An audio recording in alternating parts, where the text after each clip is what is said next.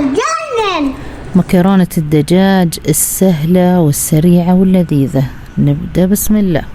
قطعت الدجاجة إلى أرباع وأضفتها على الموية، وهنا عندي المطيبات مسمار وفلفل أسود وهيل وقرفة وورق غار ومعهم حبة بصلة أكيد، وناخذهم على النار. طبعا الدجاج لما نسلقه تبدأ تتكون عندي طبقة الريم، لازم نشيلها. ليش؟ علشان ما يكون في عندي زنخة بالدجاج.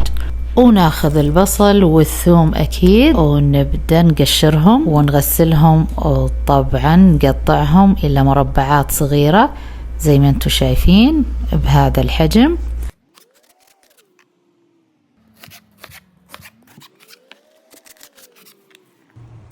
وهذا هو الثوم، أبدأ أقطع قطع صغيرة بهذا الشكل. وبعدها أبدأ أضيف عندي كيس مكرونة على الموية، وبعد ما أضفته أبدأ أضيف ملعقة زيت أو ملعقتين وملعقة ملح، وآخذهم على النار. هنا عندي البصل والثوم أضيفهم على التاوة، وأبدأ أضيف عليهم الزيت وعلى النار، ونبدأ نحركهم شوي. بعد ما شوحته شوي أضيف عليه الدجاج بعد ما استوى لمدة ساعة، طبعا كان على النار. ونضيف الملح مو مشان شي، مشان صحتك يا غالي. وأكيد عشان ننكه الدجاج نضيف عليه مكعب من مرق الدجاج ونوزعه بهذا الشكل زي ما انتم شايفين. أنا قاعدة أفتته، وأضيف نص ملعقة من البهار مشكل، انتو أي نوع حابين تضيفون ما في أي مشكلة.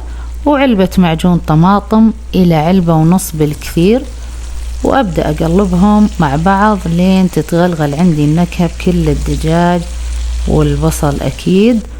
وطبعا ما أوصف لكم الريحة والشكل، ما شاء الله يشهي. شوفوا ما شاء الله تبارك الله كيف الشكل كفيل بالطعم.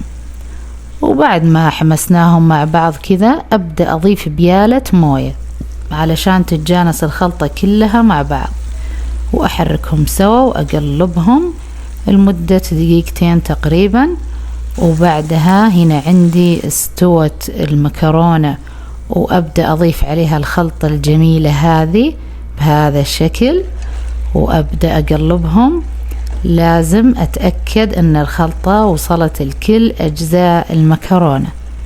شايفين كيف؟ لازم أقلب كويس. معليش هذه الخطوة متعبة شوي، لكن بتحصلون على طعم يدوخ. يس. إذا عجبكم الفيديو لا تنسوا اللايك والاشتراك في قناة كيتشن ميش.